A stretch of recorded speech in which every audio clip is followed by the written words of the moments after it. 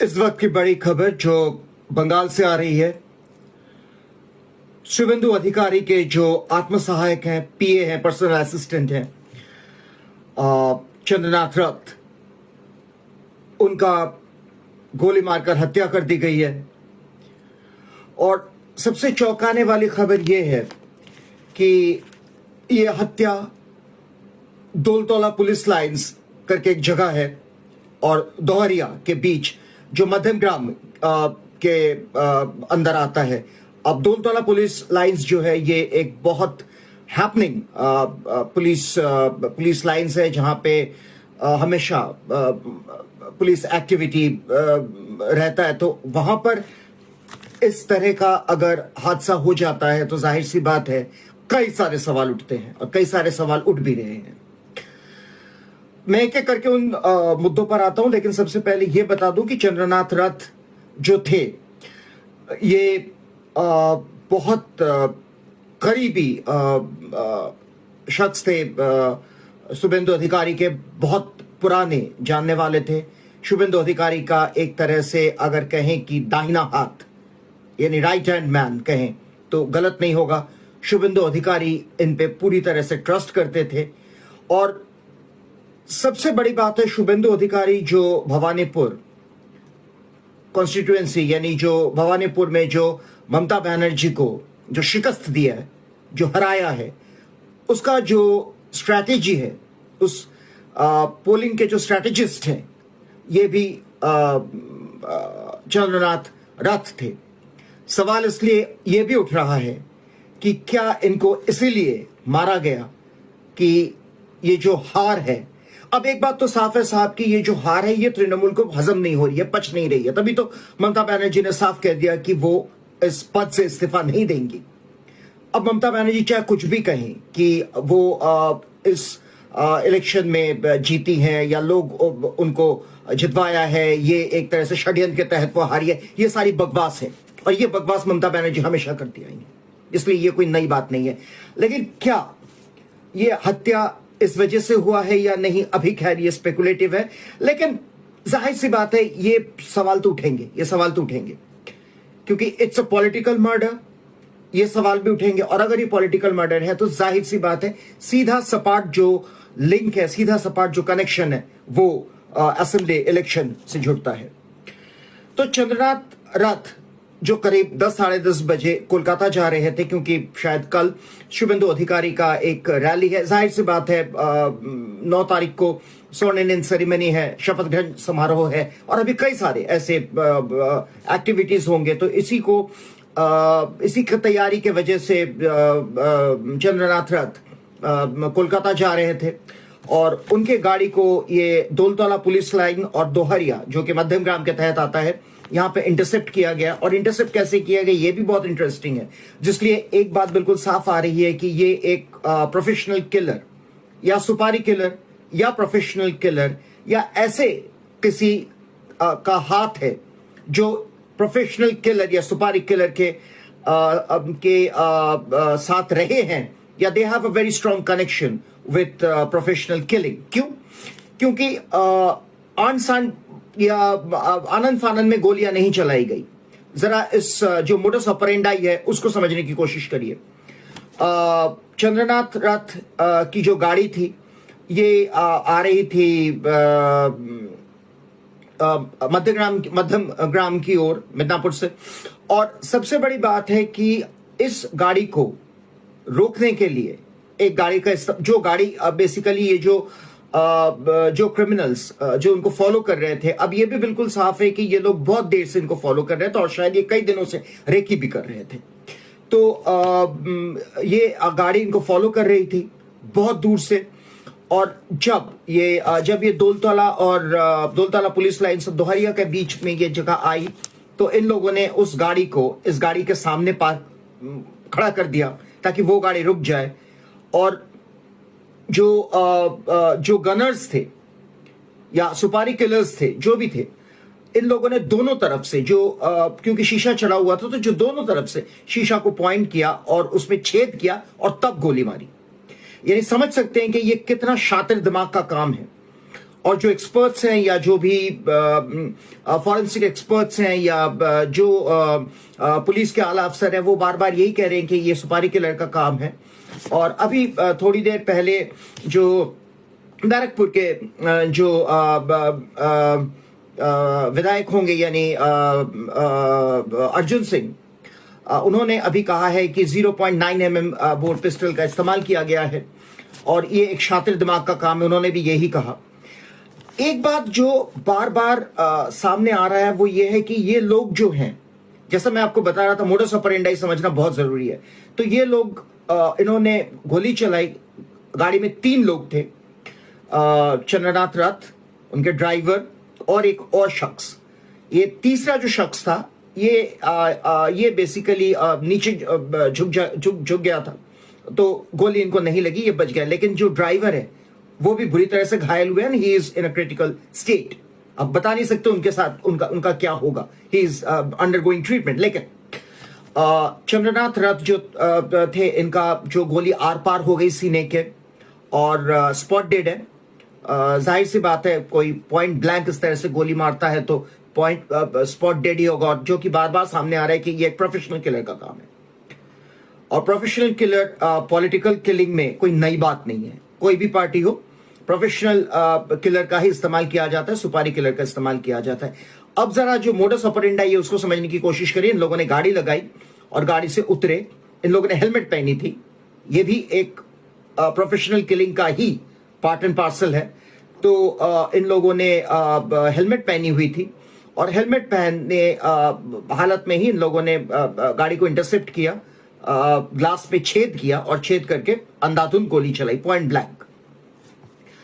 और इसके बाद इनका जो भागने का जो स्टाइल है वो भी शातिर क्रिमिनल से मिलता जुलता है। इसलिए बार बार ये बात सामने आ रही है कि दे वर प्रोफेशनल किलर्स, क्योंकि ये लोग उस गाड़ी में ये लोग नहीं भागे। मजेदार बात ये है, ये लोग उस गाड़ी को वहां छोड़ दिया या थोड़ी दूर छोड़ दिया, क्योंकि पुलिस ने इसको इंटरसेप्ट किया है। हालांकि अब यह भी पाया जा रहा है कि जो नंबर प्लेट है वो फर्जी है, वो गलत है। और इन लोगों ने भागने के लिए एक बाइक का इस्तेमाल किया, जो कि गली के अंदर से बाई लेन्स के अंदर से वो निकल गए। ये जो बाइक था, इसमें नंबर प्लेट नहीं था। अब इसमें भी कई सारे सवाल उठेंगे, क्योंकि मैं मानता हूं कि देर रात की बात है, लेकिन फिर भी अब ये कहा जा रहा है कि ये जो एरिया है, ये एरिया कोई जंगल नहीं है, ये एरिया कोई सुनसान जगह नहीं है। तो जाहिर सी बात है, रेड लाइट्स रहे होंगे, ट्रैफिक लाइट्स रहे होंगे।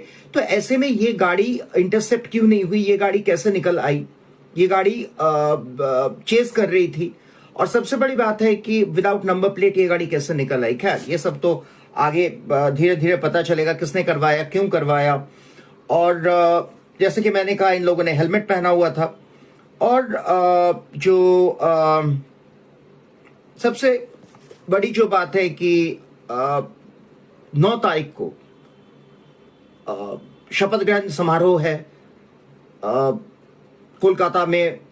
तमाम भारतीय जनता पार्टी के आला नेता आ रहे हैं, दिल्ली से जाएंगे, दिल्ली से, जैसे जिनमें जाहिर सी बात है प्रधानमंत्री नरेंद्र मोदी और अमित शाह तो शामिल होंगे ही। तो इसको एक तरह से चेतावनी देने की कोशिश की गई है, या कुछ लोग ये कह रहे हैं कि टारगेट शुभेंदु अधिकारी थे, शुभेंदु अधिकारी को ही टारगेट किया जा रहा था, उनको मारने की कोशिश थी, उनको डराने की कोशिश की जा रही है। तो ये बातें अभी साफ नहीं है। लेकिन अभी जैसे कि मैंने कहा कि सीसीटीवी फुटेज खंगाली जा रही है। हालांकि इसमें भी काफी ढिलाई, काफी कुताही बरती जा रही है। भाजपा के कई सारे आला जो नेता है वो बार बार ये कह रहे हैं कि जो आईसी है उनके खिलाफ नो एक्शन का चार्ज आना चाहिए, क्योंकि 3 घंटे 4.5 घंटे हो गए हैं, अभी तक कोई एक्शन नहीं हुआ है, कोई अरेस्ट नहीं हुआ है, कोई इंटरसेप्शन नहीं हुआ है, सीसीटीवी फुटेज तक खंगाली नहीं गई है। तो सीसीटीवी फुटेज का भी मैं आपको ऐसे सूरतों में क्या होता है मैं बता दूं आपको कि सीसीटीवी फुटेज पहले कुछ किलोमीटर दूर तक पहले निकाली जाएगी। इस गाड़ी को ट्रेस किया जाएगा। अगर गाड़ी के अंदर का कुछ दिखे तो बहुत अच्छी बात है, उसको ट्रेस किया जाएगा। और उसके बाद धीरे धीरे सीसीटीवी फुटेज का जो दायरा है, जो किलोमीटर है, वो पीछे चलता रहेगा। यानी धीरे धीरे ये कोशिश की जाएगी कि ये गाड़ी कहां से, ये लोग चढ़े गाड़ी में, कौन थे। ये अगर मिल जाती है तो जाहिर सी बात है आधे से ज्यादा काम हो जाता है। अब ये लोग कहां हैं, कहां भाग गए हैं, ये बताना बहुत मुश्किल है। लेकिन एक बात साफ है कि चूंकि अब बंगाल में नए जो गवर्नेंस या नए रिजीम का आगाज होने जा रहा है भारतीय जनता पार्टी का, और शुभेंदु अधिकारी हर जो अटकलें लगाई जा रही हैं, जो असम्पशन प्रेजम्पशन है कि he is going to be the next chief minister या पुलिस मंत्री भी शायद यही रहेंगे, तो जाहिर सी बात है इन लोगों की खैर नहीं। और अगर तो ये तृणमूल का काम है अलेजली, तो तृणमूल का खैर नहीं, चाहे वो कितने बड़े आला नेता हो, कितने बड़े वो बहुत बड़े नेता रहे हों। संदेह का जो सुई है वो जाहिर सी बात है तृणमूल की तरफ ही जा रही है, बिकॉज हो ना हो ये बार बार ये पुष्टि हो रही है भाजपा की तरफ से, तो ये बिल्कुल साफ है। और भाजपा की अगर मैं बात कहूं तो मैं यह कहने में मुझे कोई हेजिटेशन नहीं है, क्योंकि भारतीय जनता पार्टी के तमाम जो नेता मंत्री हैं वो ये कह रहे हैं कि ये काम तृणमूल का है और इसके पीछे शातिर दिमाग काम कर रहा है। जैसे तृणमूल ने इससे पहले भी ऐसे कई सारे क्राइम्स को अंजाम दिए हैं। और जो भारतीय जनता पार्टी के जो लोग हैं, जो मेंबरान हैं, उनका सीधा सपाट जो इशारा है वो ममता बनर्जी और भतीजे अभिषेक बनर्जी की तरफ है। जाहिर सी बात है इस पर भी जो इन्वेस्टिगेशन होगी या जो भी प्रोब होगा ये होगा। और चूंकि अब बस कुछ ही घंटों की बात है और अब बंगाल में एक नया जो रेजिम है उसका आगाज होने वाला है, शपथ ग्रहण समारोह है। उससे पहले खैर ये हो गया है, बहुत दुखद बात है, क्योंकि शुभेंदु अधिकारी का एक तरह से हाथ काट दिया गया है। शुभेंदु अधिकारी भी बहुत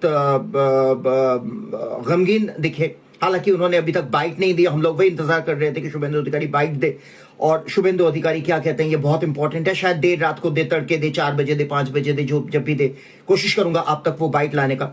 लेकिन शुभेंदु अधिकारी जाहिर सी बात है इस मामले को छोड़ेंगे नहीं, क्योंकि शुभेंदु अधिकारी का जो दाहिना हाथ है या सबसे जो क्लोज कॉन्फिडेंट है उसका हत्या कर दी गई है। शुभेंदु अधिकारी का एक तरह से हाथ काट दिया गया है, वो भी शपथ ग्रहण से पहले, या अगर वो चीफ मिनिस्टर मुख्यमंत्री बनते हैं तो उससे पहले। जाहिर सी बात है जो चंद्रनाथ रथ थे वही उनके पर्सनल सेक्रेटरी होते, पर्सनल असिस्टेंट होते, और उनके पास सारा दस्तावेज था, सब कुछ पता था उनको। वो तैयार हो रहे थे शुभेंदु अधिकारी के स्वर्णिम के लिए, जो भी है। तो ऐसे में उनको मार देना, हटा देना, जाहिर सी बात है ये चीज इतने हल्के में तो भारतीय जनता पार्टी भी नहीं लेगी, शुभेंदु अधिकारी तो लेंगे ही नहीं पर्सनली, क्योंकि it's a personal loss for him. और अगर बंगाल की जनता की बात करें तो बंगाल की जनता में बहुत गुस्सा है। बंगाल की जनता बार बार ये कह रही है कि इसका अंत वो देखना चाहते हैं, क्योंकि अगर तो ये तृणमूल का काम है, क्योंकि बंगाल की जनता जो है वो पहले से काफी गुस्साई हुई है, क्योंकि जो ममता बनर्जी हैं वो उन्होंने सिरे से एक तरह से बंगाल के जनता का जो वर्डिक्ट है, जो मैंडेट है, उसका अपमान किया है, उसका अवहेलना की है। उन्होंने कहा है कि मैं जो रेजिग्नेशन है, पदत्याग है, वो मैं नहीं करूंगी, क्योंकि मुझे नहीं लगता कि मुझे करना चाहिए। मुझे हराया नहीं गया है, मुझे षड्यंत्र के तहत हराया गया। बंगाल के लोग मुझे हरा नहीं सकते। हकीकत तो यह है कि बंगाल के लोग आपसे इतना नफरत करते हैं ममता जी, कि इस बार तो चलिए वोट फ्री एंड फेयर हुआ, और उसके लिए भी गणेश कुमार को, सही में किसी ने कहा था कि गणेश कुमार को अवार्ड देना चाहिए उनको इस काम के लिए, क्योंकि बंगाल में फ्री एंड फेयर इलेक्शन करवाना कोई बच्चों का खेल नहीं है, खासकर आप लोगों के होते हुए। तो अगर हकीकत की बात करें तो अभिषेक बैनर्जी कह लीजिए या ममता बनर्जी कह लीजिए, या इनके जो गुर्गे हैं, ये जो तृणमूल का ये जो पूरा का पूरा जो एक जो परिवार है, इससे बंगाल के लोग नफरत करते हैं। 15 साल का जो वक्त था, शुरू के दौर में लोगों ने बहुत प्यार दिया था, हकीकत है। लेकिन उसके बाद जब इनकी असलियत सामने आई, एक के बाद एक हकीकत सामने आई, चोरी, स्कैम, किस तरह से इन्होंने रेप को नकारा, किस तरह से इन्होंने आरजी कौर किया, किस तरह से संदेश खाली किया, उससे पहले पार्क स्ट्रीट, कामधुनी। खैर ये फहरिस्त इतनी लंबी है, तो बंगाल की जनता ने अपना राय दे दिया। लेकिन उसके बाद भी ममता बनर्जी जो है वो एक तरह से एडिसिव लगाकर कुर्सी पे बैठा रहना चाहती है। खैर ये तो अलग बात है, ये तो एक्सपर्ट ने बोल ही दिया है कि उनका टेन्योर जैसे ही खत्म हो जाएगा, उनका जो कार्यकाल खत्म हो जाएगा, तो उनके निकाल के फेंक दिया जाएगा। ये कोई बड़ी बात नहीं है। और अगर आप सोशल मीडिया देखें तो वहां पर भी लोगों में काफी गुस्सा है। लोग यही बार बार कह रहे हैं कि जो मैंडेट है वो मान के चले जाना चाहिए, लेकिन उसके बाद भी अगर ये लोग इस तरह के हादसे को अंजाम देते हैं, और जो चंद्रनाथ रथ है, he was a pretty young man, very promising young man and right hand man of Shubhendu Adhikari, and killing him like this point blank, if Trinamool feels that it is successful, it will be successful in terrorizing or showing Bharatiya Janata Party or people in Bengal that they exist, then they are wrong, because the fact is Trinamool doesn't exist anymore. And in fact वो जो क्षण था, यानी जब तक ममता बनर्जी का कार्यकाल था, वो भी अब खत्म हो गया है। ममता बनर्जी कल से मुख्यमंत्री नहीं है, तो अब शुभेंदु अधिकारी और भारतीय जनता पार्टी इस चीज को कल सुबह से डेफिनेटली इसको पकड़